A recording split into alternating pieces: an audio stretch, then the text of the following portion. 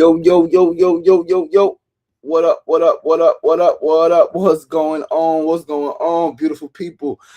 Happy Friday, happy Fortune and Freedom Friday. We are back again, another episode of SRDaily. I'm your boy, your host, LaShawn Sugar Ray Marston. And we's here. We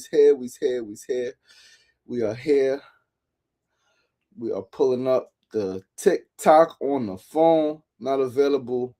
Signing for TikTok. Oh, I pressed the wrong thing. Hold on. I forgot. Let's do like this.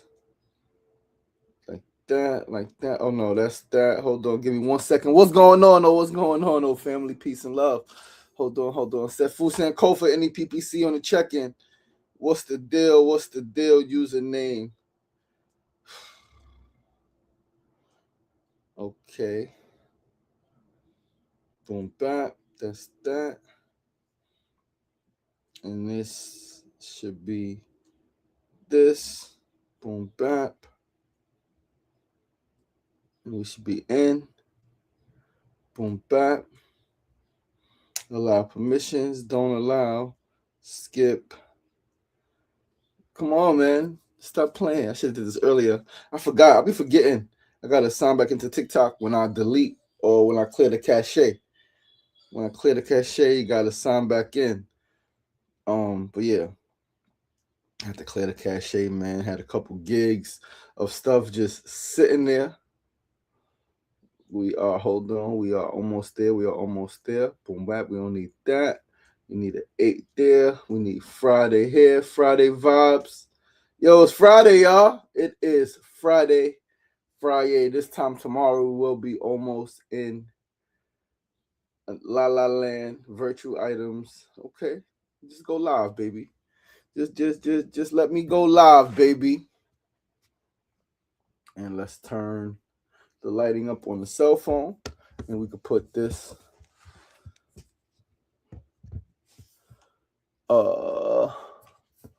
let's get this, put that behind there like that, and boom bap, that's a thing. And now we lit. We got our joints together. I'm getting it together, man. I'm getting it together, my brother. We getting it together. You know what I mean? Slowly but surely, man. Listen, one thing I'm never gonna do is act like I got it all figured out. I don't. What I do got figured out though, that I'm 100% clear on, is the direction I'm taking my life. And I think that's the most important thing. That's the most important thing to have figured out, is where you are taking your life, right? Like as a whole, the small details, man, things come, things go, things adjust. I don't know why I put the light up and then, these phones adjust lighting on their own, and I don't like that. I don't like how the phones just be adjusting the lighting. It's like if I put the lighting a certain way, leave my motherfucking light in that way. Don't adjust my shit. Oh man, I had it perfect, and now, you get it perfect once. All right, there we go. But listen, man, it is Friday. We are closing out another week, week 120. This is week 126. Holy cow, 126 weeks of doing this shit. 628 episodes. That's today. Today is Friday, May 15th, episode 628. That means episode 700 is coming, because 630 is on Tuesday, so 70 episodes after that. Soon as it'll be 650 and we halfway there. 700 is going to be epic. 800 going to be epic. 900 is going to be epic. And then it's like we're hitting 1,000 episodes, 1,000 independent episodes of a talk show. Massive, regardless to how you put it, regardless to what you add with it, man. That in itself is a milestone, and that in itself is something that I'm extremely proud of just my consistency and my willingness to just get started, right? Not about being perfect, not about having all of the shit figured out. Just get the fuck started, man, and like do the thing that you want to do. Do the things that you've always wanted to do, regardless of what's attached to it, right? Especially when it's something that you love, right? Regardless of what money's attached to it, regardless to what fame is attached to it, regardless to what titles attached to it, views and all of the shit, man. Fuck all that shit and just do the thing. Do the thing that you wanted to do, always. All right. And that's what I'm doing with the show, man. But listen, we got a show to do today. Today, once again, Friday, May 15th, 2026, episode 628, closing our week 126. I'm your boy, your host, LaShawn Sugar Ray Marston. And let's pull up these notes. We got some shit to talk about. We got some shit to talk about today. We're gonna start with our first segment. Today's first segment is a quote of the day. Today's quote is: investing in the future of young people is also investing in a future for yourself. That's me. That's SR. That's Sugar Ray. Once again, today's quote says, investing in the future of young people is also investing in a future for yourself.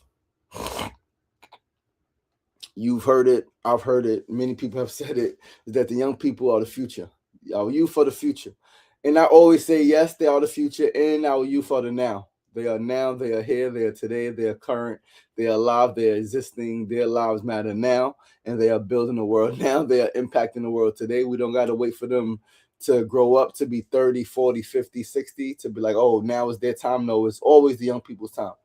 That's part of the problem with the world, is that the world wants the young people to become old people first before they be like, all right, now is your time. It's like, no, it's their time now.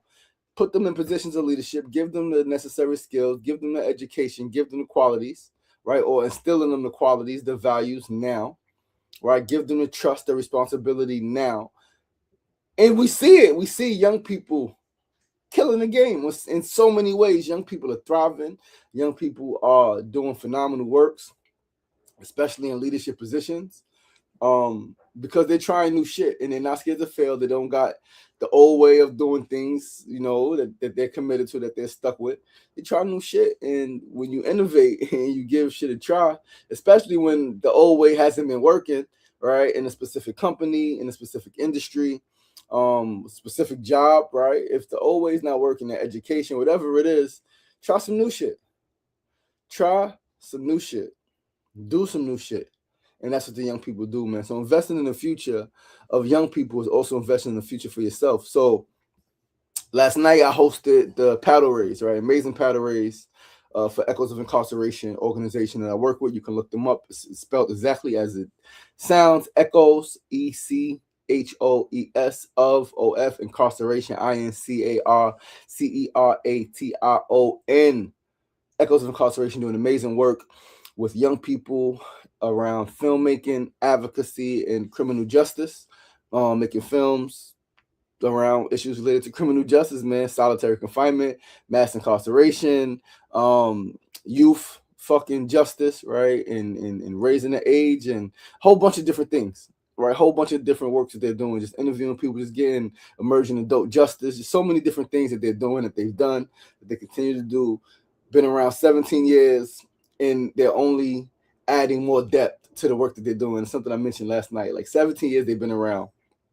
I started partnering with them about 5-6 years ago. And since I partnered with them, we've only added depth. We didn't just grow still in time, right? It's 12 years, 13 years, 14 years, 15 years, but we grew in like the opportunities. We grew in like the skills that these young people are learning. We grew when we added meditation and mindfulness as a weekly, as something that's as a integral part of the work that we do at Echoes, right?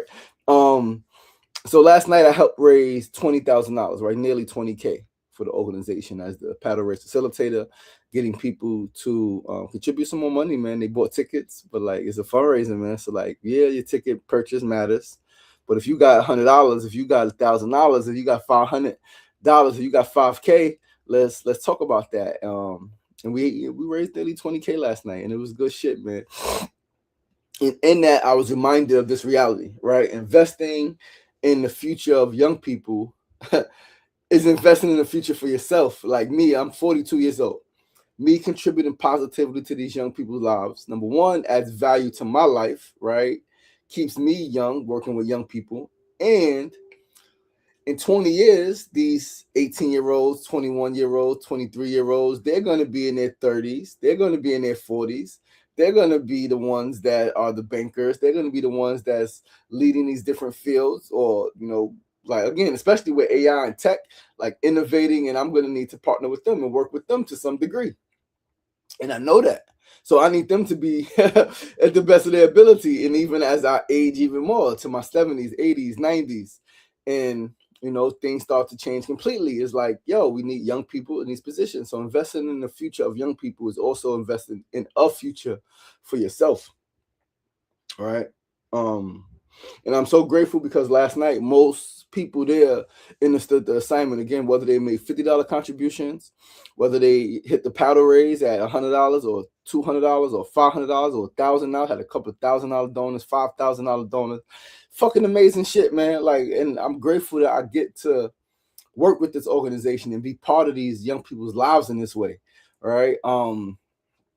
So yeah, man, the people last night sent money to support the organization, the institution, and the work that they're doing, that we are doing with young people.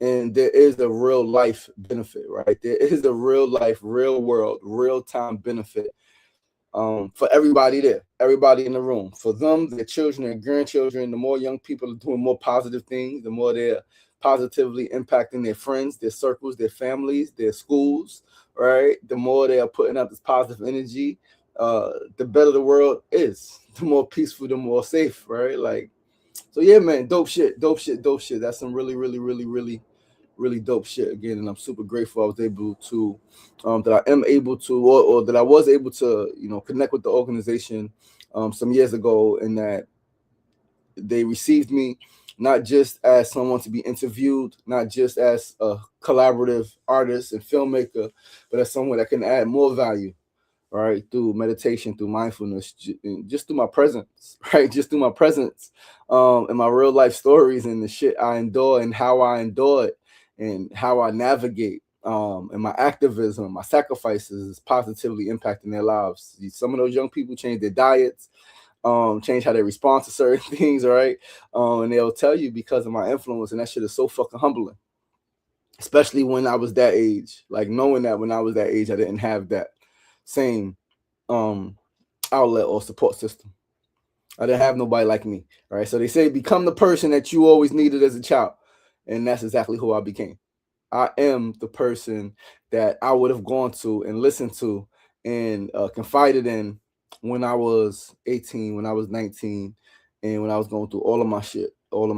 And yeah, Mona Love, what up? I believe the children are our future. Teach them well and let them lead the way. Go ahead, show them all the beauty they possess inside. Give them a sense of pride. Woo! That might be. I think that's my second favorite song in the history of music in the world. All right, I think that might be my favorite song. Anyway, let's move right along to our second segment of the day. Today's second segment is Need to Know News of the Day. Today's Need to Know News, we are going to talk about the human nervous system. Again, I spoke about some neuroscience a few days ago at John Jay, neuroscience and game theory, and spoke about how those things intersect and how they meet, where they meet, and things like that. But yesterday I was reading some more stuff on the human nervous system, and how the human nervous system is known for having two responses, right? Two responses, which is normally in the majority of people's minds, fight or flight, right? It's your parasympathetic and your sympathetic nervous system, right? But there are more. There are at least two more known responses, right? Freeze and fawn. To freeze, fight nor flight just to get stuck, but then to fawn, to become overly people pleasing, is another human nervous system response for safety. All right, so let's read some shit. Let's pull some shit up. Let's read some shit. So a neuroscientist spent 30 years proving that the human nervous system has a third response. He just went into the third one that nobody taught you. Not fight, not flight, something older, more powerful, more relevant to your daily life than both. The therapy industry ignored it for 20 years. Trauma researchers eventually called it the most significant advance in understanding human behavior in a generation. Let's see what they're talking about. Dr. Stephen Porges, neuroscientist, University of India, distinguished university scientist, not a therapist, not a self-help author, a laboratory researcher who spent 3 decades mapping the human nervous system at a level of precision that exposed the fundamental gap in everything psychiatry thought it understood about why people behave the way they do. You were taught that the nervous system has 2 responses to threat: fight, mobilize and attack, or flight, mobilize and escape. This is the foundation of stress response research going back to Walter Cannon in 1915. Over a century of psychiatry, psychology, and medicine built on 2 states.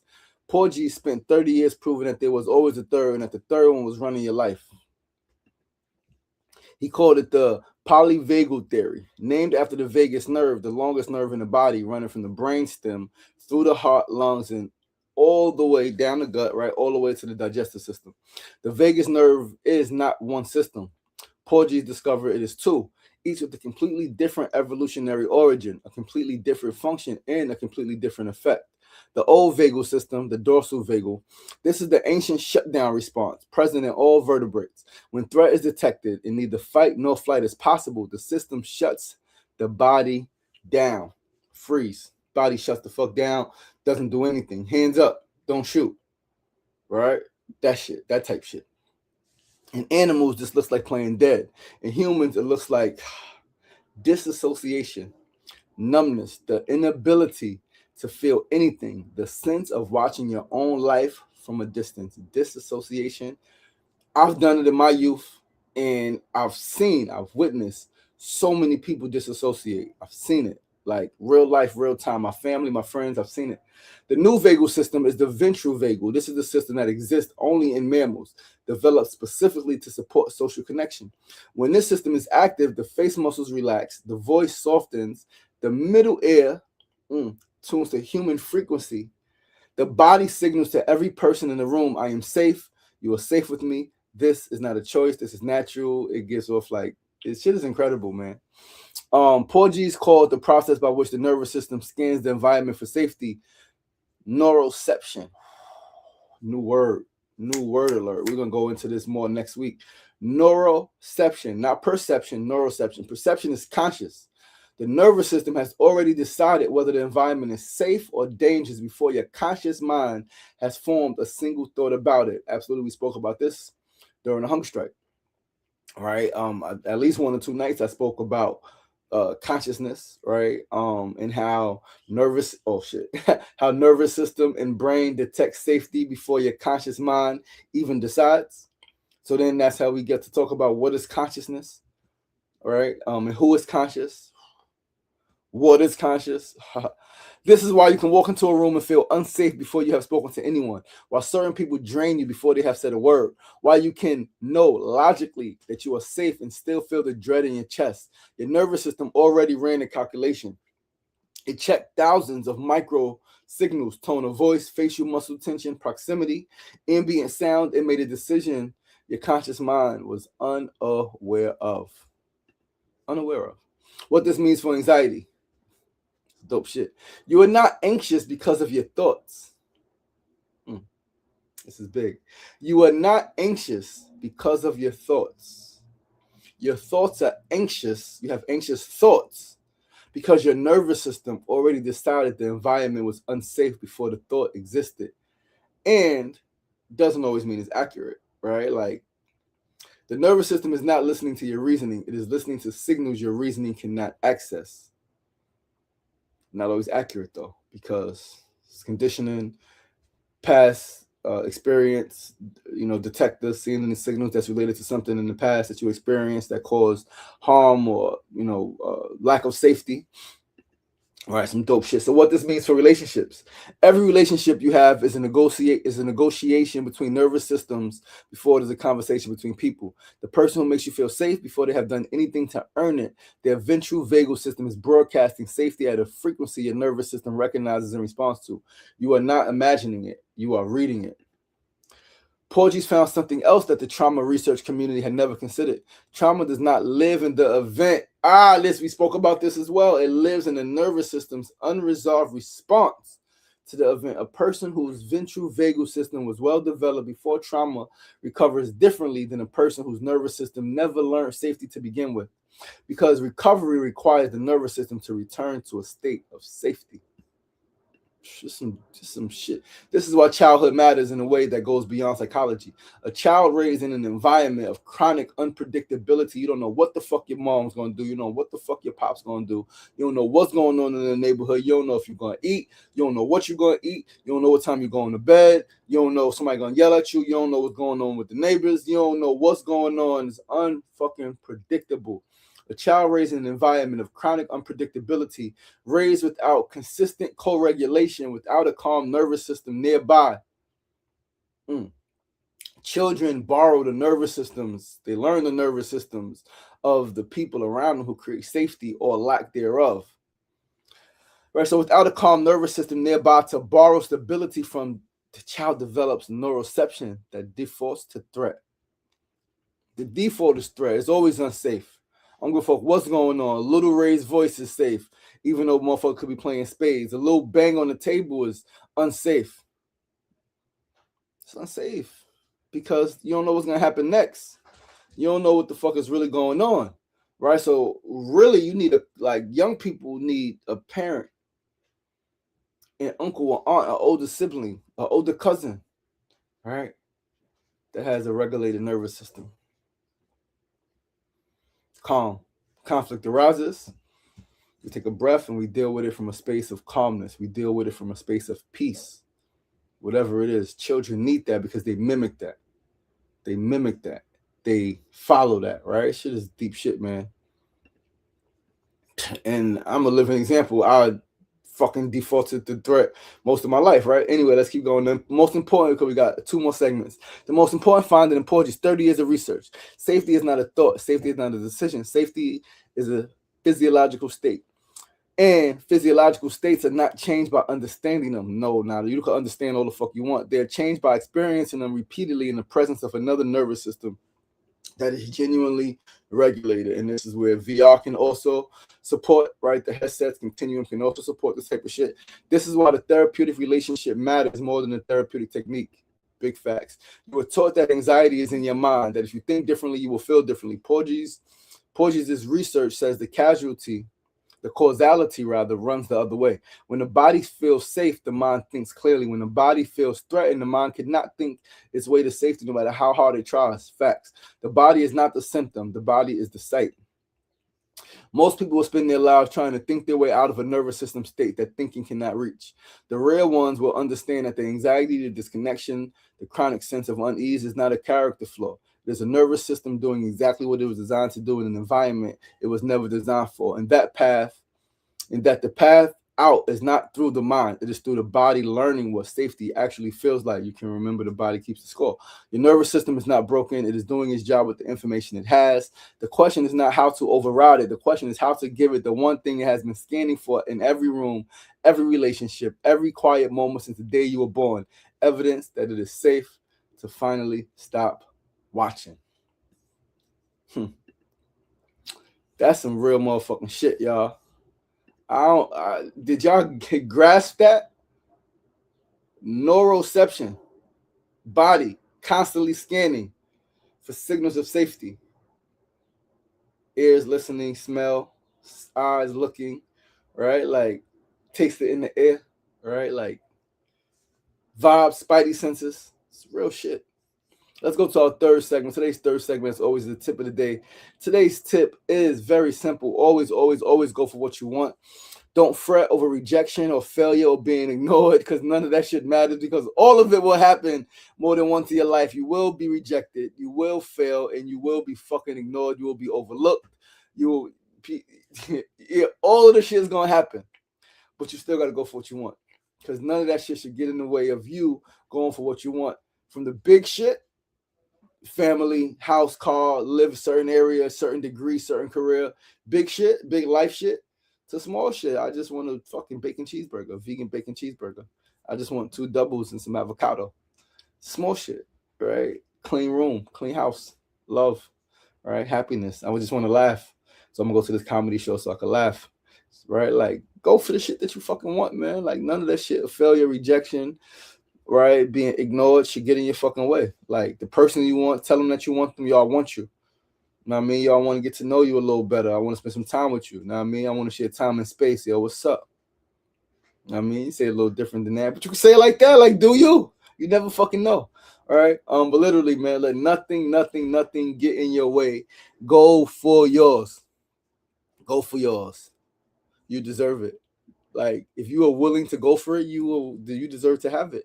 That's the thing. When you're not willing to go for it, you could think you're deserving all you want because you're a kind person, but you ain't taking the fucking risk. No risk, no reward.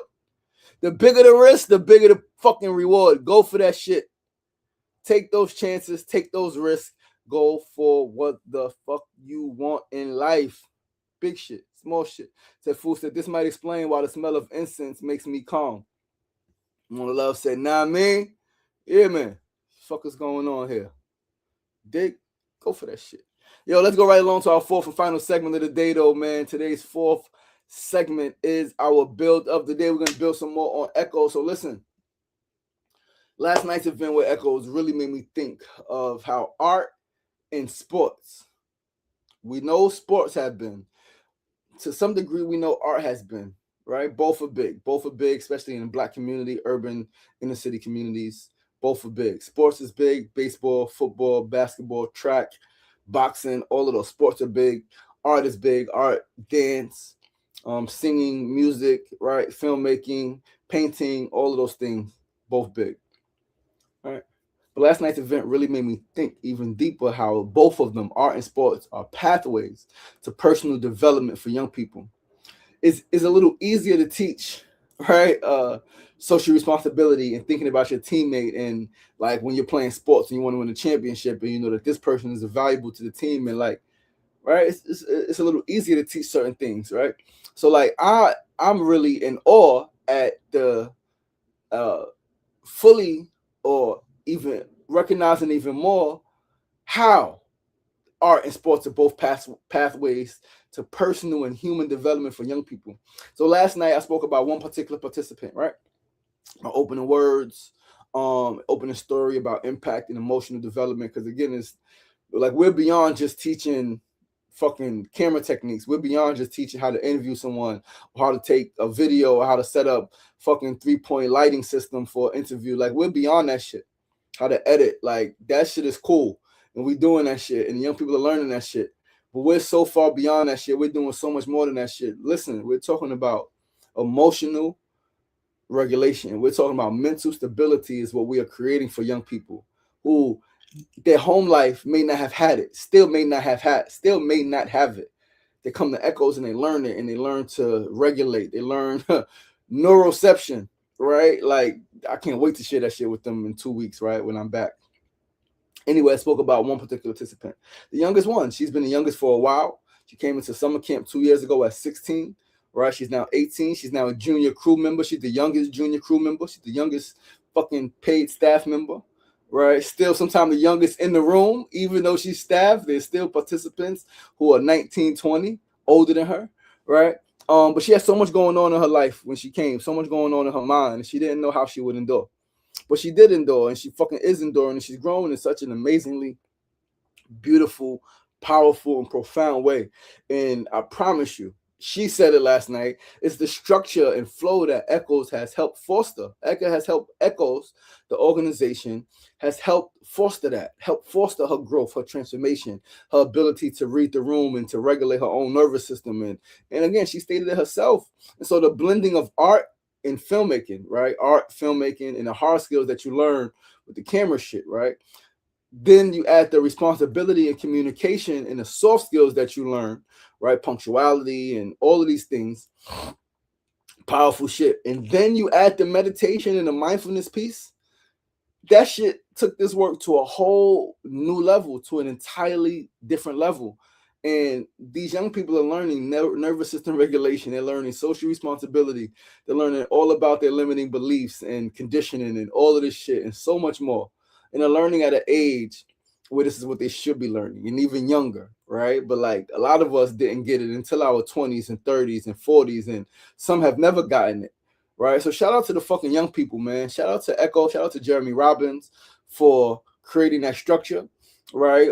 17 years ago, for starting an organization, for being on his path. right? And all of the people he worked with that supported this institution, this organization for 17 years, right? Haven't gone for any political grants. It's all been awards and grants from other organizations, other institutions, and mostly individual giving, individual donors who keep that shit fucking fluctuating, 5K, 10K. Like I said last night, like if I had Echoes is one of the organizations I plan to pour into millions of dollars a year. They deserve it. The work that they're doing is beyond impactful. It's beyond what young people need. It's like you can't even quantify the impact of, again, learning a skill, hard skill, right? Being able to grow in that skill, because they're not just learning the skill and saying go out there and figure out your own. Okay, you learn the skill, you want to stay with us, let's develop that skill, and now you can come on paid gigs with us. Now you can get paid after you learn the skill, you're getting paid to learn, you're getting fed, you get a metro card, going through the cohort, you learn, you grow, cool. Now you have an opportunity with the organization and through their partners to make money doing the same thing that you just fucking learned. Like powerful shit. And you're learning about yourself, your emotions, and like, oh, this shit is, man. Yeah, I will give Echoes $1 million right now. 100%, no questions asked. You don't got to write no proposal. $1 million here, take it. Do what's needed. Trust, right? But yeah, man, that's our show for today. Thank you guys for tuning in. Yo, Meek, what's the deal? What's the deal? What's the deal? Yo, I will see you next week, sister. I'm looking forward to the event. Big event happening next week. I'm super looking forward to it. We got to tap in so I can get more details so I can piece the whole thing together, make that shit pop, do what the fuck I do. I appreciate you for trusting me, for asking me, for entrusting me with the responsibility of what that event entails. Super excited, looking forward to that shit. Say, fool, my brother, I love you, man. I send you love, sending you good vibes. I'm your boy, your host, Sean Sugar Ray Martin. This is episode 628 of SRDaily. We are closing out week 126, man. We will be back Sunday. We didn't do Sunday like last week. We'll be here Sunday, 8 a.m. for Sunday Light.